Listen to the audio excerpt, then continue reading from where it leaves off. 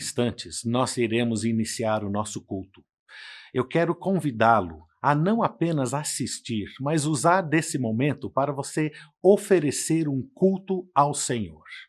Esse é o momento onde semanalmente a igreja toda está reunida neste espaço de tempo para juntos louvarmos ao Senhor, ouvirmos uma porção da sua palavra. Use agora um momento para você, em oração, preparar o seu coração, o ambiente ao seu redor. Não deixe que nada distraia o seu foco para ouvir o Senhor e louvar juntos o seu santo nome. Já já vamos começar o culto com louvor. Você pode participar junto conosco.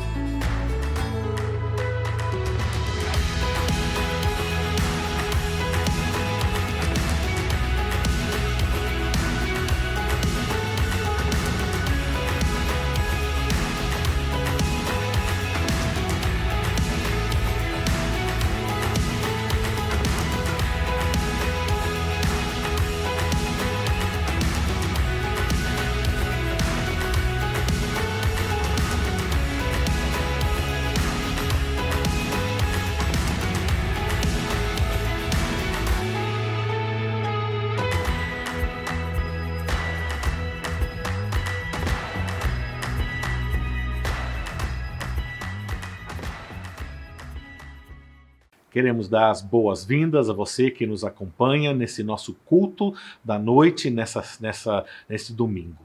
Que Deus esteja falando diretamente ao seu coração durante esses momentos, que você use desse espaço de tempo para focar naquilo que Deus realmente intenciona falar ao seu coração. Vamos começar o nosso tempo juntos, louvando ao Senhor.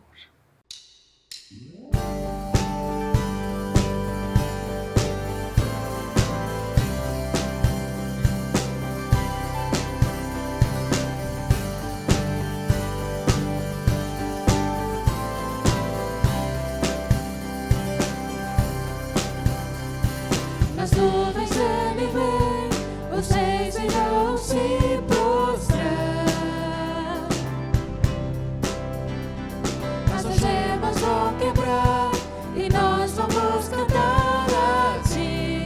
Quem pode impedir o eterno? Nosso Deus é o leão, leão de Judá, rugindo com poder, é que luta por nós. Todo joelho dobrará. Nosso Deus é o Cordeiro que ressuscitou, e dos nossos pecados seu sangue nos salvou. E os joelhos dobrarão ao Cordeiro e ao Leão. Todo joelho dobrará.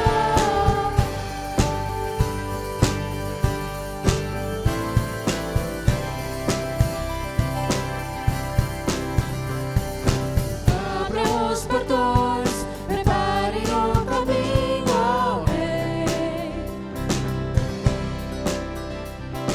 O Deus que vem salvar, aqui está para libertar. Quem pode impedir o eterno? Nosso Deus é o leão, leão de Judá, rugindo com poder, é que luta por nós. Todo joelho dobrará.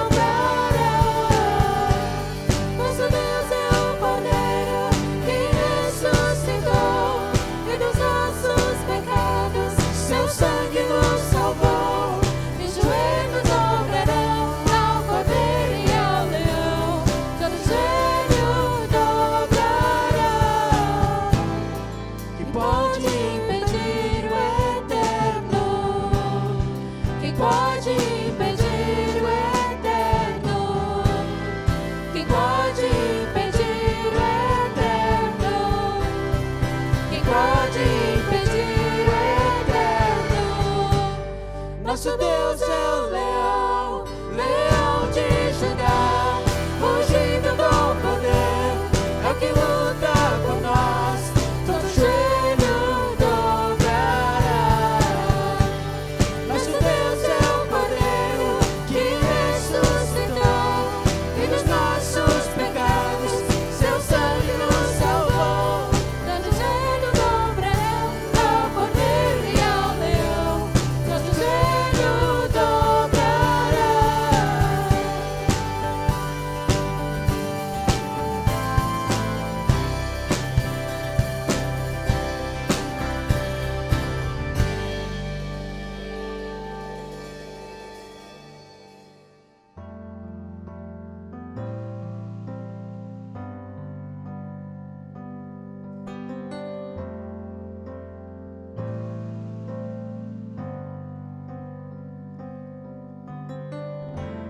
Tu és tudo que eu mais quero, o meu fôlego tu és, em teus braços é o meu lugar, estou aqui, estou aqui. Pai, eu amo sua presença, teu sorriso é vida em mim. Eu seguro em tuas mãos, confio em ti, confio em ti. Quero ir mais fundo, leva-me mais perto, onde eu te encontro, no lugar secreto, aos teus pés me rendo, pois a tua glória quero ver.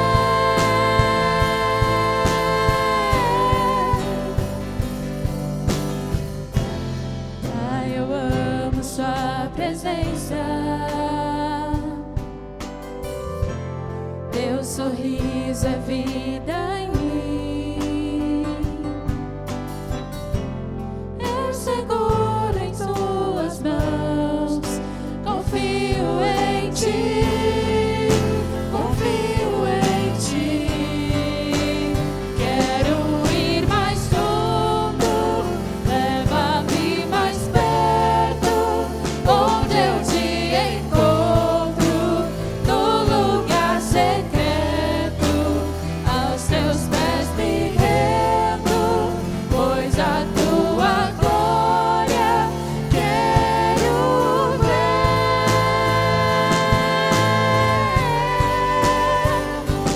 Tudo que eu mais quero é te ver, me envolva com tua glória e poder.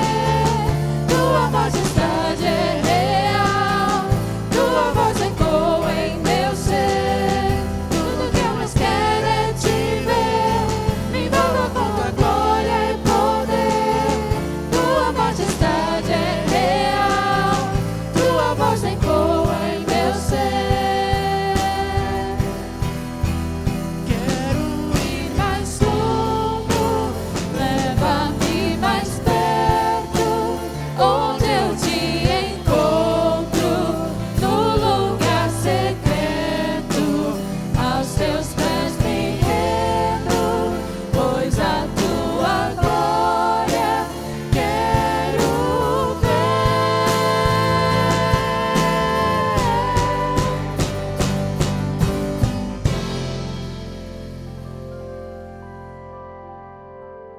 Primeira carta de Pedro, capítulo 3, a partir do versículo 8. Acompanha comigo a leitura deste trecho da Palavra de Deus. Finalmente, tendo todos vós o mesmo modo de pensar, mostrai compaixão e amor fraternal, sede misericordiosos e humildes, não retribuindo mal com mal, nem ofensa com ofensa, pelo contrário, bendizei. Porque para isto fostes chamados, a fim de receber bênção como herança, pois Quem quer amar a vida e ver dias felizes, refreie a língua do mal e os lábios de falar coisas enganosas. Afaste-se do mal e faça o bem. Busque a paz e nela insista. Porque os olhos do Senhor estão sobre os justos e os seus ouvidos atentos à sua súplica, mas o rosto do Senhor está contra os que praticam o mal. Curvemos as nossas cabeças em oração. Pai bendito, nessa noite, ao entrarmos na sua presença, fizemos já com cantos de júbilo, de gratidão e de louvores ao teu santo nome. Use, Senhor, desse momento para falar às nossas vidas, aos nossos corações, encontrando-se com as nossas dificuldades e anseios e fazendo, Pai, com que a nossa alma encontre em Ti o descanso que tanto precisamos. Por isso te agradecemos, em nome de Jesus. Amém. Eu me considero filho do amor dos batistas brasileiros, porque quando meu pai faleceu, eu tinha 9 anos de idade e eu questionava muito por que ele havia morrido. E todas as pessoas me diziam que era vontade de Deus, porque Deus que quis, e aquilo me irritava, porque para mim Deus era o culpado. Quando eu completei 13 para 14 anos de idade, a primeira igreja batista em Russas alcançou um vizinho meu, chamado Edmilson, que me convidou. Na mensagem, no finalzinho da mensagem, o pastor Isaías, que é missionário de Missões Nacionais, ele disse o seguinte: olha, Deus quer que você saiba que Ele é o seu pai e que independente da perda que você tenha tido, Ele sempre cuidou de você.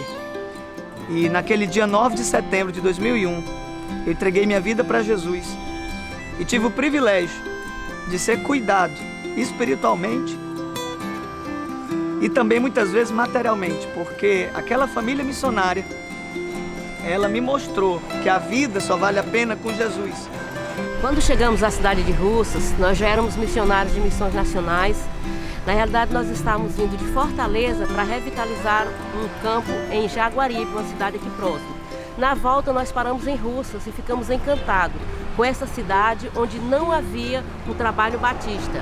Chegando aqui, na realidade, Deus colocou no nosso coração o desejo de plantar um trabalho aqui nesta cidade. Um dos grandes exemplos do relacionamento discipulador é a vida do irmão Ítalo. Ítalo se converteu aqui com 13 anos e a igreja começou a investir na vida do Ítalo. É a vida na vida. Aos 16 anos de idade, eu tive o privilégio de começar um pequeno grupo no bairro que eu morava. E hoje eu entendo que aquela evangelização discipuladora é a maneira como Deus quer cuidar de nós. Ele quer que cada pessoa cuide um do outro. Então, eu comecei a evangelizar, a convidar pessoas, a cuidar de pessoas. E hoje, para a glória de Deus, lá em Russas, nós temos a segunda igreja batista, que é fruto desse pequeno grupo que nós iniciamos com 16 anos de idade. E em 2014, nós chegamos aqui em Fortaleza com a missão de plantar uma igreja no bairro Jacarecanga. Existem 2.700.000 pessoas precisando de Jesus. Então, eu comecei a orar para que Deus nos direcionasse. Com a visão de igreja multiplicadora, nós começamos a trabalhar com a evangelização discipuladora, o relacionamento discipulador, indo nas casas das pessoas, não apenas oferecendo estudo bíblico, mas oferecendo a elas a oportunidade de ter um amigo, de ter alguém que possa compartilhar vida na vida, vida de Deus com elas. Estamos lá no Joaquim Távora com o projeto de jiu-jitsu e aqui no Mondubim nós temos o projeto com as crianças que fazem aula de capoeira e esporte. E hoje, para a glória de Deus, nós estamos trabalhando na plantação de 4 igrejas. Nós estamos na região norte, com a Igreja Batista em Jacarecanga. Estamos na região oeste, com a revitalização da Igreja Batista em Quitino Cunha. Estamos na região sul, aqui nesse bairro, no Mondubim, com a plantação de igreja. Temos na região leste, no bairro Ancuri, a Igreja Batista Paraíso, também com PGM. E temos no coração de Fortaleza, no Seminário Batista do Ceará, nós temos hoje um PGM funcionando lá às quintas-feiras e já temos ali os cultos da congregação aos domingos. Então nós estamos trabalhando relacionamento discipulador, oração, plantação de igreja, formação de líderes e compaixão e graça. Conheci o missionário Ítalo e foi a bênção porque na realidade o primeiro trabalho que nós fizemos foi com ele lá em Joaquim Távora. E eu me recordo que eu das vezes que ele me dava carona, na porta lá de casa, a gente conversava muito, ele manifestava o desejo, né, de alcançar outros locais. Hoje eu pergunto para ele: e aí, missionário, como é que está? Ele disse: o jeito de NAF está bem melhor, né? E realmente, assim, eu fico emocionado, porque arde o desejo de fazer algo, porque foi Deus quem colocou. As lágrimas são de alegria e de ter o privilégio de ver o agir de Deus, de ver as histórias da Bíblia saindo e acontecendo ao nosso redor. E eu creio que é só o começo. Quando eu me lembro que a família missionária chegou na minha cidade e me acolheu, quando eu lembro de tudo que Deus já fez na minha vida como cristão, na minha vida como missionário, e eu vejo a necessidade, a carência das pessoas, eu não me imagino mais a minha vida sem esse propósito. A minha razão de viver hoje é levar isso para as pessoas, para que as pessoas conheçam Jesus e saibam que Jesus transforma. E eu me alegro de ser um fruto desse amor, um fruto desse cuidado que os batistas brasileiros têm tido em pregar o Evangelho, fazendo discípulos, cuidando das pessoas.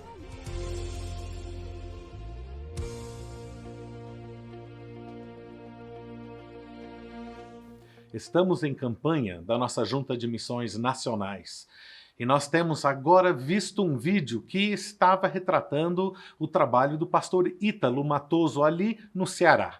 Ele, na verdade, teve o seu início da sua caminhada com Cristo na cidade de Russas, onde nós, junto com alguns da nossa igreja, já estivemos.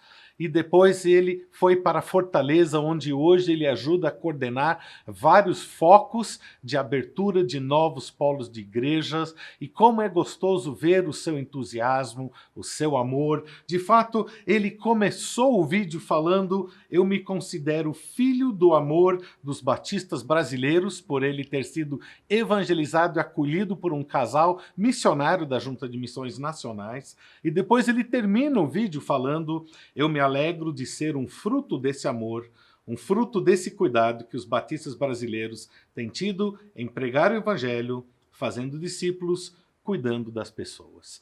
Exatamente isso que missões intencionam em fazer. Propagar o Evangelho, demonstrar o amor de Deus, acolhendo as pessoas e mostrando, não apenas com palavras, mas atitudes, o grande amor de Deus. As nossas ofertas, as nossas contribuições são usadas para manter pessoas iguais ao Ítalo e outros. Use desse momento para você poder ofertar não apenas para o nosso trabalho local aqui da nossa igreja, mas é uma oferta extra para a nossa Junta de Missões Nacionais, tendo cuidado de terminar com 50 centavos qualquer soma que você gostaria de contribuir com a nossa Junta de Missões Nacionais. Esse é o momento de nós agradecermos e celebrarmos tudo que Deus tem feito em nossas vidas e expressar o nosso louvor através das nossas ofertas. A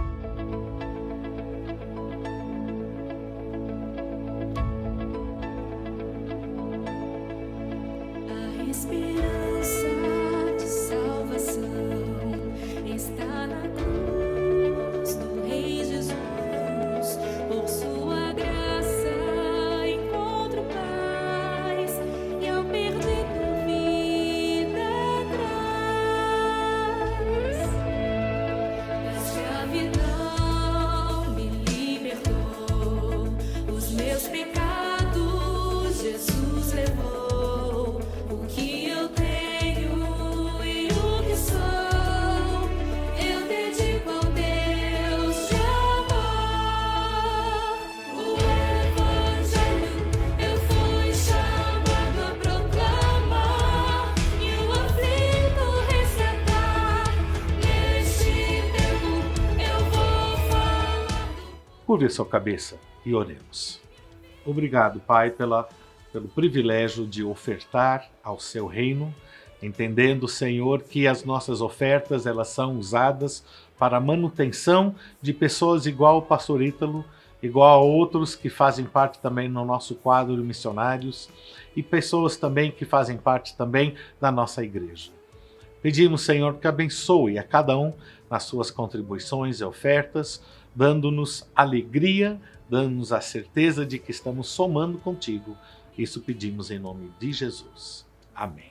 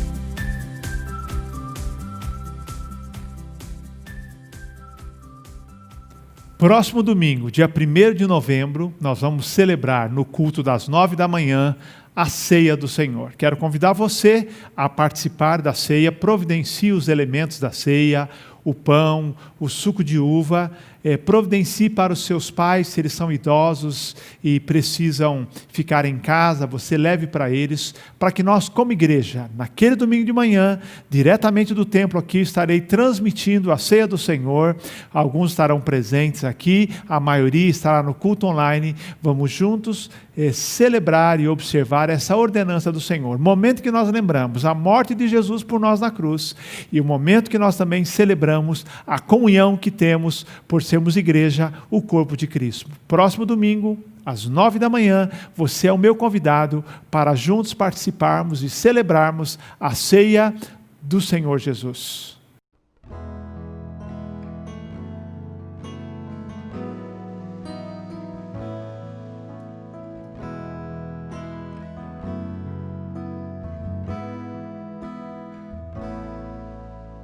Jesus é o centro de tudo que há. Jesus é o centro de tudo que há. O início e o fim, desde a eternidade, tudo é sobre Jesus. Jesus, nada mais importa, nada se compara a ti.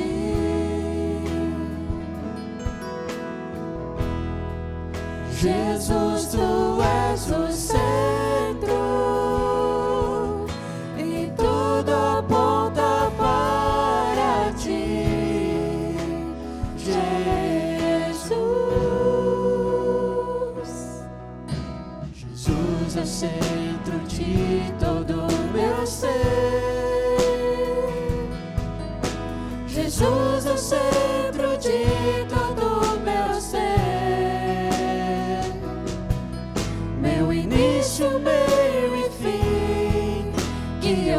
viva sempre para ti, meu Jesus. Jesus, nada mais importa, nada se compara a ti.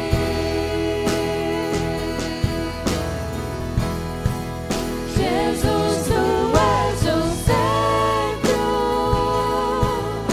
e tudo aponta para ti. Jesus,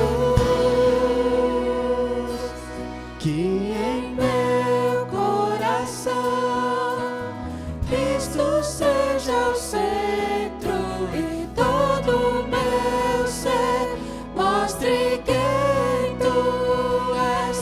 Que em meu coração Cristo seja o centro e todo o meu ser mostre quem tu és.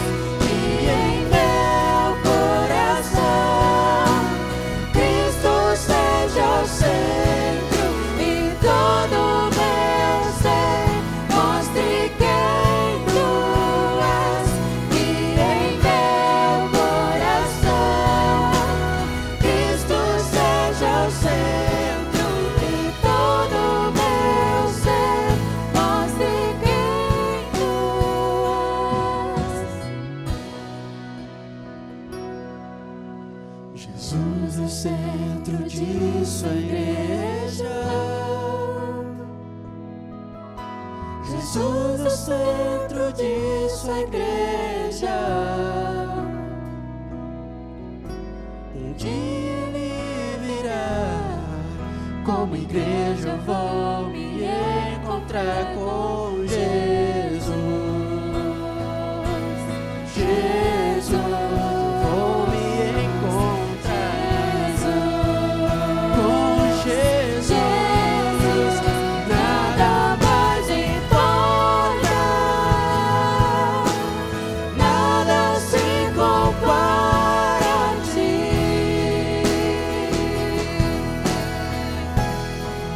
Jesus, tu és o centro e tudo aponta para ti. Jesus,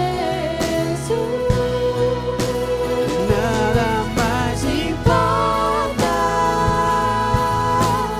nada se compara a ti. Jesus, tu és o centro e tudo aponta para ti. Jesus.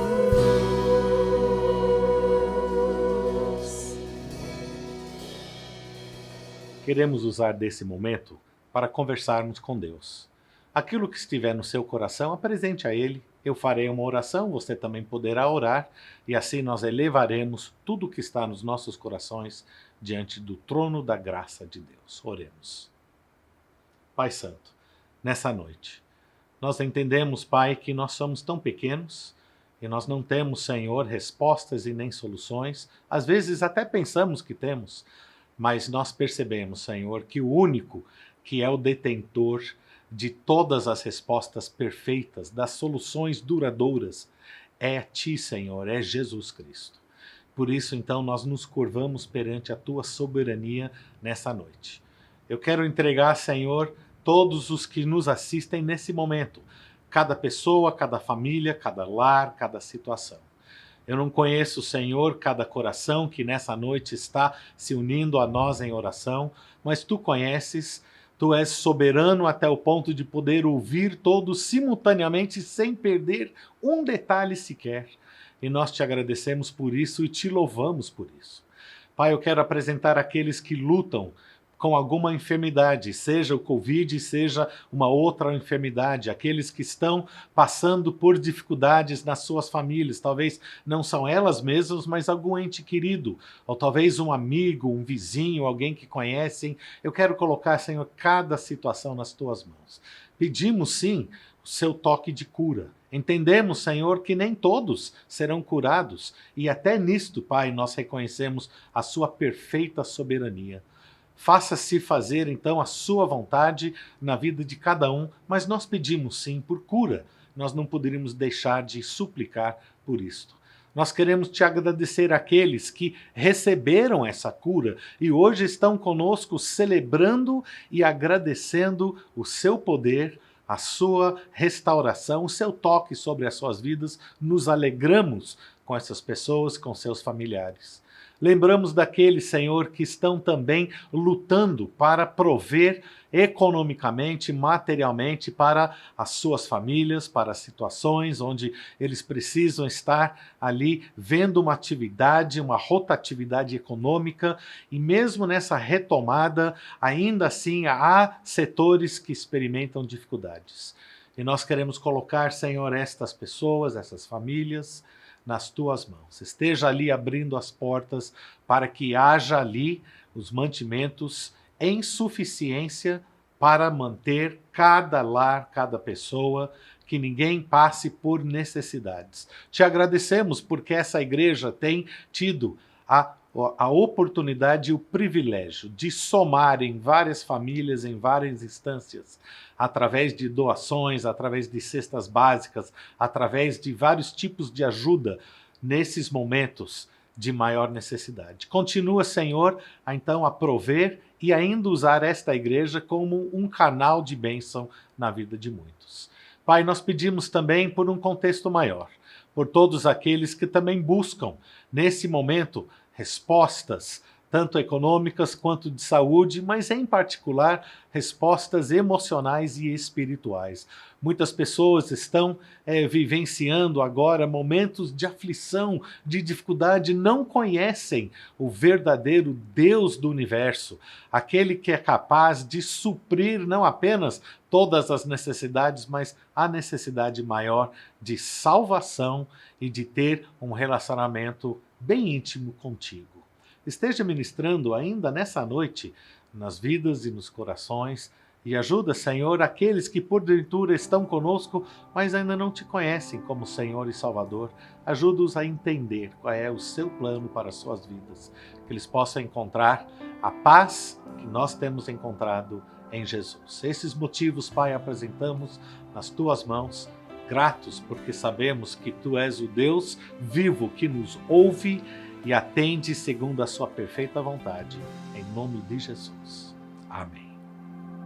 Andei tão cego, sem rumo certo, buscando a paz e descanso. Eu procurei por tantos meios justificar meus erros, mas ao clamar, meus olhos abri,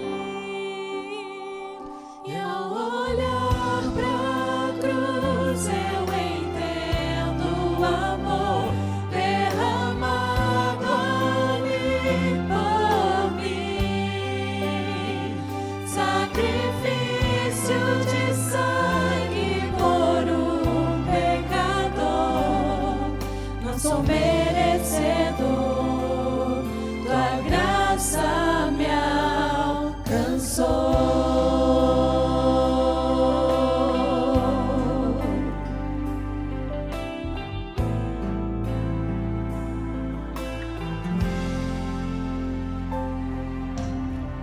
E ao ver tua glória naquele dia, me alegrarei em gratidão. Tocarei as marcas de vitória. Vencido é o pecado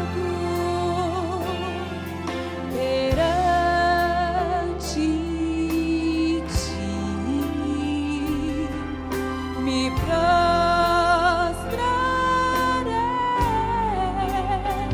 e ao olhar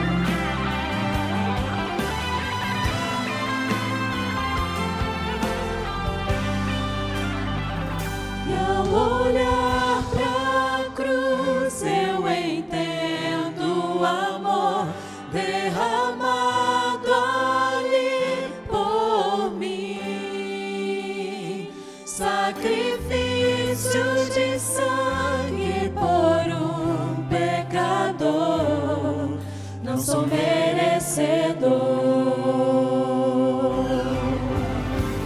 E ao olhar pra cruz eu entendo o amor derramado ali por mim.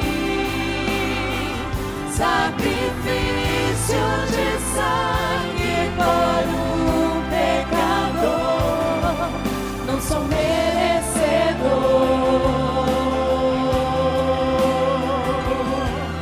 não sou merecedor, tua graça me alcançou.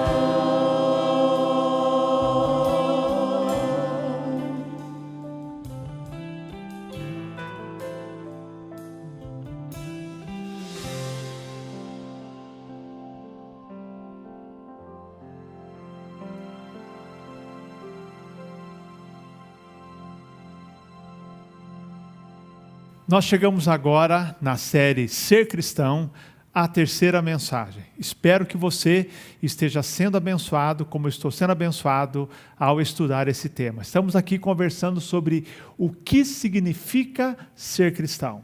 Hoje, a pergunta desta série é: que preciso fazer para ser salvo? Essa é uma pergunta extraída de uma história muito conhecida da Bíblia, uma história registrada em Atos 16, que é a conversão do carcereiro da cidade de Filipos. Esse carcereiro, nos diz a Bíblia, que ele se converteu enquanto Paulo e Silas estavam presos naquela cidade. Essa pergunta foi a pergunta feita pelo carcereiro: que preciso fazer para ser salvo? Mas vamos entender um pouco o contexto dessa história. O apóstolo Paulo, juntamente com Silas, eles agora estão realizando a conhecida segunda viagem missionária, ou grande viagem missionária. O apóstolo Paulo e Silas, seu companheiro de viagem, servos do Senhor, missionários, estão na cidade de Troade. Na cidade de Troade, Paulo tem uma visão em que ele vê um homem da cidade, da região da Macedônia, que diz a ele na visão: vem para a Macedônia e ajuda-nos. O texto diz que quando Paulo teve essa visão, logo ele compreendeu que era um chamado de Deus, e diz o texto que ele então procurava partir para a Macedônia, porque havia entendido, como disse, que Deus os havia chamado para anunciar o evangelho na Macedônia. Eles então se dirigem à Macedônia, chegam à cidade de Filipos. Na cidade de Filipos, a primeira convertida é uma senhora chamada Lídia, vendedora de púrpura. Paulo e Silas saem ali da cidade, procuram um lugar para oração, e em busca de um lugar para oração, eles encontram-se com Lídia e outras mulheres. E Lídia é uma mulher que vinha de uma outra cidade, moradora de uma cidade vizinha. Diz a Bíblia que ela ouve o evangelho, ela se converte e ela é batizada.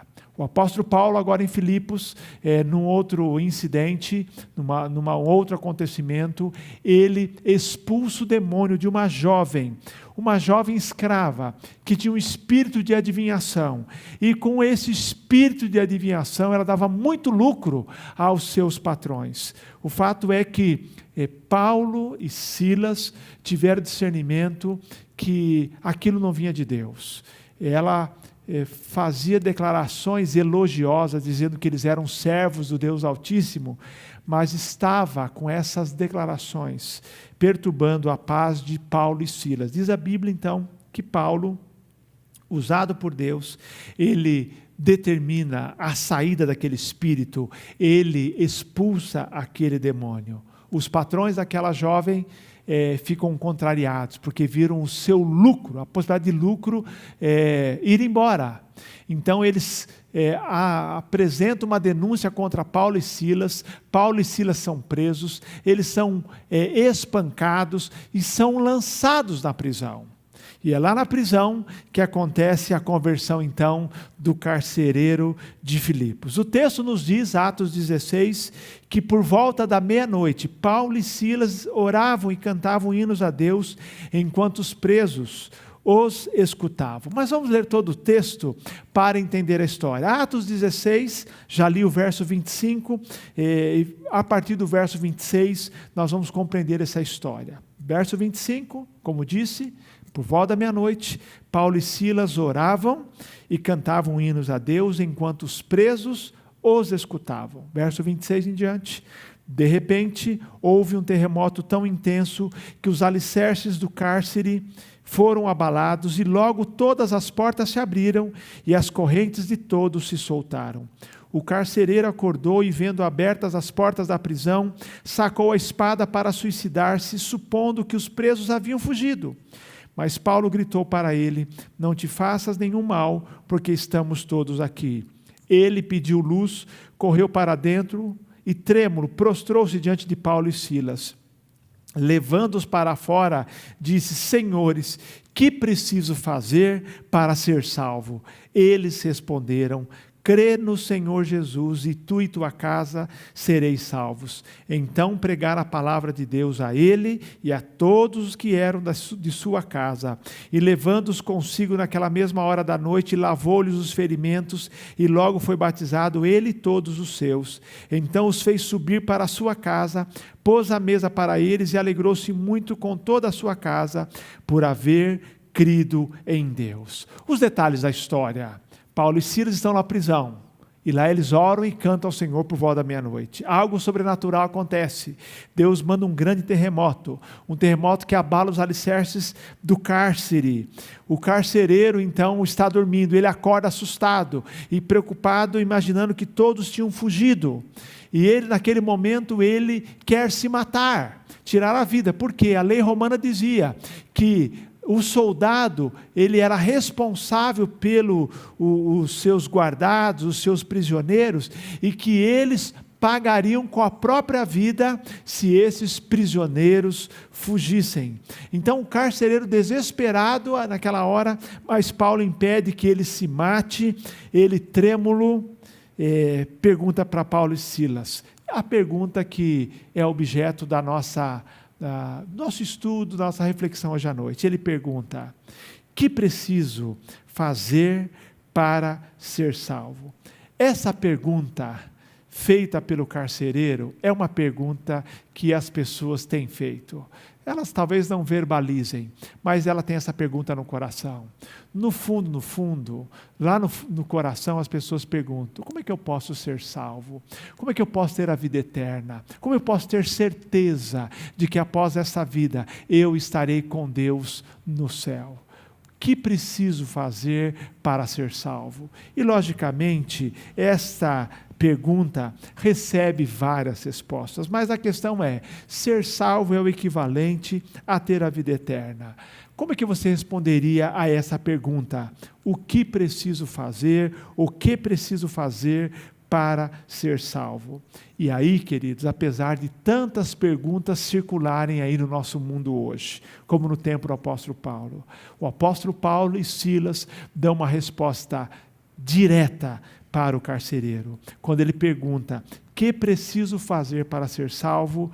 Paulo e Silas respondem: crê no Senhor Jesus e tu e tua casa sereis salvos. Queridos, há dentro do homem um vazio do tamanho de Deus. Essa é uma frase conhecida. Dentro de nós, é verdade, há um vazio do tamanho de Deus. Há uma necessidade espiritual que só Deus pode preencher. Por isso as pessoas buscam salvação. Pessoas buscam ter uma religião, muitas delas. Outros vão em busca de uma filosofia de vida. Outros procuram ter uma conduta adequada, correta, para que com isso possam estar diante de Deus apresentando um trunfo para a salvação. Outros vão pelo caminho do autoaperfeiçoamento. As pessoas, como disse semana passada, alguns creem que vão ter a chance de voltar a essa vida para se aperfeiçoar. Mas quando o carcereiro faz a pergunta: que preciso fazer para ser salvo? Paulo e Silas respondem: crê no Senhor Jesus e tu e tua casa sereis salvos. Queridos, Paulo e Silas respondem dessa maneira, porque nada do que nós fazemos ou façamos pode nos garantir a vida eterna. Para ser salvo, preciso ter fé. O carcereiro entendeu completamente esta afirmação de Paulo e Silas, tanto que ele naquela mesma noite creu. De que tipo de fé Paulo e Silas estão falando? De que tipo de fé nós temos aqui nesse texto de Atos 16? O que é que significa de fato crer no Senhor Jesus? Eu quero falar hoje sobre a fé salvadora, a fé realmente que nos garante a vida eterna, a fé para a salvação. A fé que salva é a fé que crê nas verdades bíblicas. O texto diz: crê no Senhor Jesus, será salvo tu e a tua casa. É uma fé que salva, é a fé nas verdades bíblicas. É preciso que alguém pregue a palavra. A Bíblia nos diz, em Atos 16, que naquela mesma hora, o carcereiro ouviu de Paulo e Silas a pregação, a exposição do Evangelho. Eles ouviram, a crença veio mediante a pregação. É preciso que alguém pregue, é preciso que alguém ensine, é preciso que alguém compartilhe. Por isso nós cristãos fomos chamados por Deus para anunciar o Evangelho, para anunciar as boas novas, para anunciar a salvação. Verso 32, então pregaram a palavra de Deus a ele e a todos que eram de sua casa, isso é, a casa do carcereiro. Fé que salva é a fé nas verdades bíblicas. Que verdades são essas? Dentre tantas, a verdade de que somos pecadores e carecemos da glória de Deus, a verdade de que o pecado nos separa de Deus, o salário do pecado é a morte, a verdade de que Deus enviou seu Filho ao mundo em nosso lugar para nos salvar, é a grande prova do seu amor, é a verdade que Jesus ressuscitou dentre os mortos, então, chancelando tudo aquilo que ele havia ensinado. É a verdade que Jesus é o único caminho, é a única verdade e Ele é a vida, que ninguém vai ao Pai se não for por Ele. É a verdade de que nós precisamos crer e receber a Jesus como nosso Salvador por meio de um convite pessoal. Como nos diz João 1,12, mas a todos quanto o receberam, aos que creem no seu nome, deu-lhes o poder de serem chamados filhos de Deus. Primeira verdade é que a fé que salva é a fé nas verdades bíblicas, as verdades da palavra de Deus. Segundo lugar, a fé que salva é a fé na pessoa de Jesus. A fé que salva é a fé em Jesus. Queridos, é comum hoje ouvirmos muito a ideia de que as pessoas têm fé. Eu tenho fé, eu creio muito, eu tenho fé. Mas, queridos, fé no quê? Ou como muitas mães dizem para os filhos: meu filho, você precisa ter fé. Outros dizem: eu tenho fé que vai dar certo. Tem muita gente tendo fé na fé. Mas o texto nos diz aqui, queridos, que não é esse tipo de fé, porque esse tipo de fé é muito mais um pensamento positivo. Gilberto Gil tem a música que diz: andar com fé eu vou, porque a fé não costuma falhar, ou não costuma falhar. É uma fé na fé. Vou andar com fé. Fé no quê? Fé na fé. Mas o texto diz aqui, é fé em Jesus, queridos. Ele diz: crê no Senhor Jesus. Porque não é o tipo de fé na fé que estamos falando, mas é a fé na pessoa de Jesus. É a fé, queridos, que tem Jesus como alvo. É a fé que tem o endereço certo. É a fé numa pessoa, a pessoa de Jesus. Crê no Senhor Jesus, não em outra coisa. Crê no Senhor Jesus e tu e tua casa sereis salvos. Porque o objetivo da fé é a nossa salvação. E a fé salvadora é a fé numa pessoa, a pessoa de Jesus. Como diz o apóstolo Pedro, primeira carta, capítulo 1, verso 9. Alcançando o fim da vossa fé, a salvação das vossas almas. Portanto, a fé que salva é a fé na pessoa de Jesus, porque só Ele pode salvar, só Ele é o Salvador. Atos 4,12 diz que debaixo do céu nenhum outro nome há dado entre os homens pelo qual sejamos salvos, pelo qual devamos ser salvos, a não ser o nome de Jesus. O único nome é o nome de Jesus. Eu sou o caminho, disse Jesus. Eu sou a verdade, eu sou a vida. Ninguém vai ao Pai senão por mim. Queridos, a fé que salva é a fé na pessoa de Jesus. Terceiro lugar, a fé que salva é uma fé transformadora.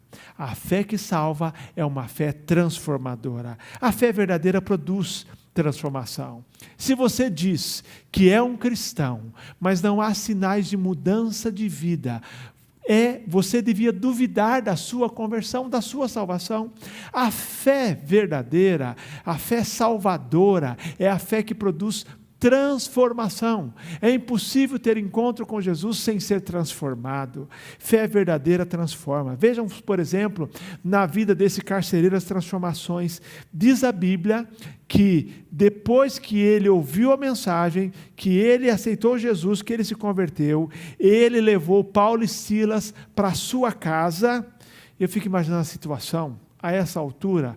Provavelmente ele deixou os outros presos lá trancados, ele saiu no meio da noite, ele nem bateu o cartão, nem estava preocupado com isso, ele foi para casa e lá para poder oferecer alimento, um jantar para Paulo e Silas, para apresentá-lo para a sua família, e ele se converteu. Ele levou, e lá ele ouviu o Evangelho, e ele então foi tocado pelo Senhor, queridos. A Bíblia diz que ele, levando consigo naquela mesma hora da noite, verso 33, lavou-lhe os ferimentos, e logo foi batizado, ele e todos os seus. O que significa isso? Que este carcereiro, que tinha sido parte do grupo que infligiu os sofrimentos a Paulo, ou pelo menos estava concordando com o tipo de castigo, este homem agora lava os ferimentos de Paulo e Silas, mostrando arrependimento, mudança de vida. Pode imaginar que cena linda. Agora um carcereiro responsável pelos prisioneiros, responsável por Paulo e Silas, cuida deles, esse soldado transformado pelo Espírito Santo, como prova do arrependimento, lava as feridas, cuida das feridas de Paulo e Silas. O primeiro resultado da fé salvadora é o arrependimento, é a mudança de vida, é o trilhar o caminho certo. Quantas histórias bíblicas de gente que mudou de vida. A mulher samaritana mudou de vida, Zaqueu mudou de vida, queridos. A Bíblia nos fala que ele deu parte dos seus bens para os pobres, restituiu de quem tinha defraudado. O apóstolo Paulo mudou de vida. Toda pessoa que tem encontro com Jesus muda, porque a fé que salva, a fé salvadora, é uma fé transformadora. A conversão, diz Justo Gonzalez, é uma mudança radical, não só na maneira pelo qual vivemos, mas também nos valores pelos quais medimos o sucesso na vida. Fé salvadora, é fé que transforma, e aqui produziu arrependimento, mas mais ainda, uma fé salvadora que, como resultado da transformação, tem o compromisso. Diz a Bíblia que naquela mesma hora da noite lavou-lhe os ferimentos e logo foi batizado ele e todos os seus. Não é uma fé isolada. O homem, o carcereiro e sua família entenderam que era preciso agora cumprir a ordem do Senhor, o batismo de arrependimento, o batismo como prova de que eu me arrependi, o batismo que é a porta de entrada na igreja. Naquele momento, ele arrependido, ele naquele sinal, naquela ordenança, dizendo que estava morrendo para a velha vida, nascendo para a nova vida, aquele batismo que era um símbolo da lavagem dos pecados pelo meio da palavra. Ele agora é batizado e ele se torna, com certeza, parte daquela igreja que está em Filipos. Ele foi batizado e a partir daquele momento ele era parte da igreja que estava em Filipos. Já tinha Lídia e outros, e agora ele se engajou nessa igreja também. Ao ser batizado, ele diz que quer compromisso com Deus e quer compromisso com o corpo local, com um grupo de pessoas na cidade de Filipos. E por fim, o último sinal desta fé salvadora que transforma é a alegria. O texto diz, verso 34, então os fez subir para a sua casa, pôs a mesa para eles e alegrou-se muito com toda a sua casa por haver crido em Deus. A alegria é a transformação, uma das marcas da transformação que Deus produz em nós. O que passou a ser importante para aquele carcereiro era a sua experiência com Deus e aquilo que trazia alegria. Queridos, o maior fator de alegria na nossa vida deve ser a nossa salvação. Não importa como esteja o resto da nossa vida, talvez tenhamos muitas lutas e problemas, mas nós temos a alegria da salvação. A alegria da salvação nos sustenta. Como diz Neemias, Neemias, naquele texto de Neemias 8, o texto diz que a alegria do Senhor é a nossa força. Então a salvação produz alegria. Onde o evangelho chega, chega alegria. A alegria como chegou na cidade de Samaria, em Atos capítulo 8, como chegou na casa de Zaqueu, quando ele se converteu, e ele ali alegre diante do Senhor. A alegria para a mulher samaritana, a alegria para o carcereiro e sua família. Vejam só a alegria. Esse homem que há pouco tempo atrás estava prestes a tirar a sua vida, agora está feliz porque ter crido em Deus. Eu amo essa expressão. Alegrou-se muito com toda a sua casa por haver crido em Deus. Alegria, que é resultado da fé, fé transformadora, porque a alegria é a reação natural, é a postura natural de quem tem a Jesus como Salvador. Somos privilegiados por sermos salvos e a alegria é a nossa marca. Mas eu fico pensando, a alegria é uma marca da sua vida, da transformação que Jesus fez e está fazendo em sua vida? Sabe por que muitas pessoas não são atraídas pelo Evangelho? Porque elas não veem alegria em você. Elas olham para você como sendo alguém que é mal-humorado, que reclama do trabalho, que reclama do dia, que reclama do clima, que reclama de tudo, que nunca está bem, que murmura, que fofoca, que não perdoa, não faz as amizades, não tem alegria na sua face nem na sua vida. E por isso, as pessoas não são atraídas pelo Evangelho. Por outro lado, quantas pessoas são atraídas pelo Evangelho? Porque podem ver alegria no seu rosto, no rosto de cristãos que aprenderam que a alegria vem do Senhor. Se não há alegria na sua vida pessoal, se não há alegria na sua vida familiar, se não há alegria na sua vida profissional, o Evangelho não vai ser eficaz. O Evangelho é eficaz quando há alegria no coração. Uma alegria que Pedro chama de esperança, razão da nossa fé. Quando há alegria no nosso rosto, no caso dos dispersos, aquela igreja de 1 Pedro, em várias partes do mundo, o apóstolo Pedro, diz que eles, mesmo em meio a sofrimento, tinham um sorriso no rosto, eles se alegravam, isso atraía o mundo, atraía as pessoas sem Deus. A alegria é uma das outras marcas transformadoras do Evangelho. A fé salvadora é a fé que transforma, produzindo arrependimento, levando a um compromisso com Deus e com a igreja e produzindo alegria em nossa vida. Esta fé que você tem concentrado em Jesus deve produzir em você a alegria da salvação. O texto ainda diz, aqui eu quero caminhar para o final, que o apóstolo Paulo e Silas dizem, olha, se você crer no Senhor Jesus, tu e tua casa serão salvos. Não está dizendo de conversão automática, mas ele fala aqui de uma promessa. Ele está dizendo assim, abra o seu coração para Jesus e amanhã outros poderão se converter. É assim na nossa família, você primeiro entrega a sua vida e depois Deus vai convertendo outras pessoas por meio do seu testemunho. Naquela noite, toda a família do carcereiro se converteu. Creia no Senhor, será salvo. É uma promessa para nós, é um incentivo para nós, para darmos testemunho para que outros sejam salvos. Eu penso assim, hoje você entrega a sua vida, amanhã outro membro da sua família entrega a vida para Jesus por meio do seu testemunho. A pergunta de hoje é, que preciso fazer para ser salvo? O que é preciso fazer para ter a certeza da vida eterna? A resposta clara e direta, dada nas Escrituras Sagradas por Paulo e Silas. Crê no Senhor Jesus e será salvo tu e a tua casa. É crença em Jesus, crer no Senhor Jesus. A resposta não é, tenha uma religião, não é, tenha uma boa conduta, siga uma filosofia de vida, procure o autoaperfeiçoamento. Não, a resposta é simples. Tenha fé em Jesus Cristo e no seu sacrifício por nós na cruz. Em nenhum outro há salvação, diz Atos 4,12, pois debaixo do céu não há outro nome entre os homens pelo qual devamos ser salvos, a não ser o nome de Jesus. Minha pergunta para você hoje é, você quer entregar a sua vida hoje a Jesus? Você quer ter a resposta a essa pergunta, o que eu preciso fazer para ter a vida eterna? A Bíblia responde, creia no Senhor Jesus e creia hoje à noite, não amanhã. Confesse a Jesus hoje. Paulo aos Romanos diz, Romanos capítulo 10, 9 e 10, se com a tua boca confessares a Jesus como Senhor e em teu coração creres que Deus o ressuscitou dos mortos, serás salvo. E ele diz ainda que é com o coração que se crê para a justiça e com a boca se faz confissão para a salvação. O que é preciso fazer para ser salvo, para ter a vida eterna? Entregar a vida a Jesus. Você quer fazer isso hoje?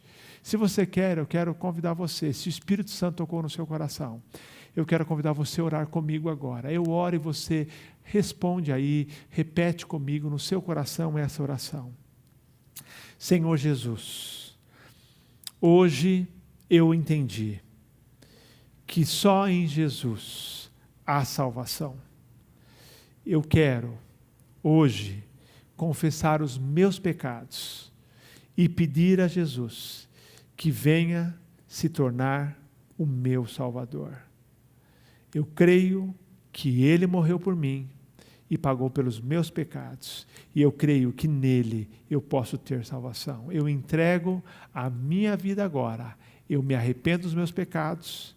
Eu creio no sacrifício que o Senhor fez em meu lugar e eu te aceito em meu coração. Em nome de Jesus eu oro agradecido. Amém, Senhor. Amém. Se você fez essa oração hoje, de todo o seu coração, eu posso lhe assegurar que você agora também é um filho de Deus.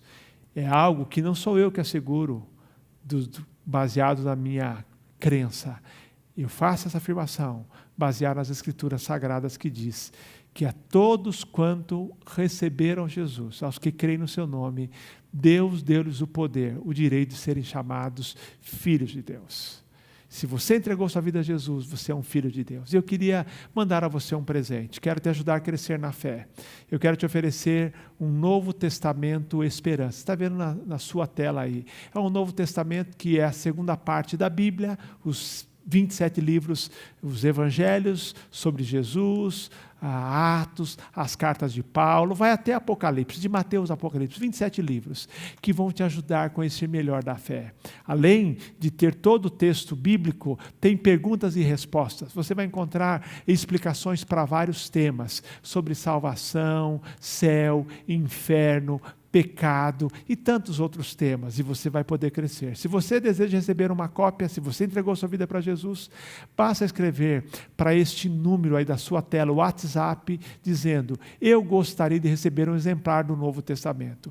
Mande o seu nome completo, o seu endereço, o CEP, e nós vamos enviar para o seu endereço ainda essa semana. Ou ainda, se preferir, pode mandar aí um e-mail para esse e-mail que aparece na tela, ibc@ibcambuí.org.br, com seu nome, endereço, com o CEP, e eu vou mandar para você gratuitamente. Vamos usar os seus dados apenas para poder enviar essa ferramenta para crescimento espiritual. Que Deus te abençoe, que hoje à noite tenha sido uma noite de salvação, em que você começou de novo. E a nós que já somos cristãos, hoje à noite, nós louvamos a Deus, porque um dia nós entregamos nossa vida a Jesus. Que Deus te abençoe, te dê uma excelente semana, e eu convido você para estar conosco na semana que vem, nesse mesmo horário, no canal do YouTube, às 19 horas, quando prosseguiremos essa série Ser Cristão. Que Deus te abençoe e uma ótima semana.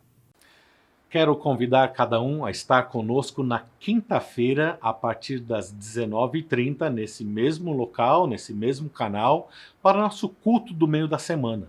Será, nesta quinta-feira, um culto de celebração e de gratidão por missões, focando a nossa Junta de Missões Nacionais, mas agradecendo a Deus por todo o trabalho missionário, pelo nosso envolvimento em missões, e um momento onde nós estaremos orando em diversos momentos, de diversas maneiras, pelo assunto missões. Não perca estar conosco na quinta-feira, às 19h30, para esse culto de celebração especial de missões. Vamos terminar esse culto agora entoando louvores ao nosso Deus.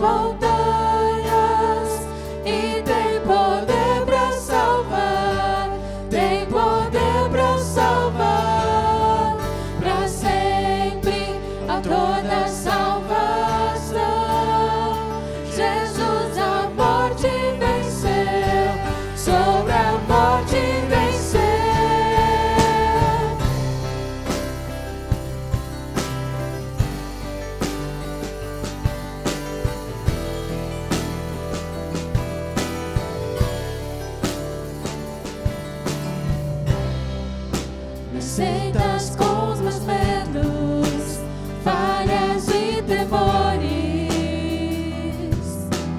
Enche meu viver, a minha vida entrego pra seguir teus passos. A ti me rendo.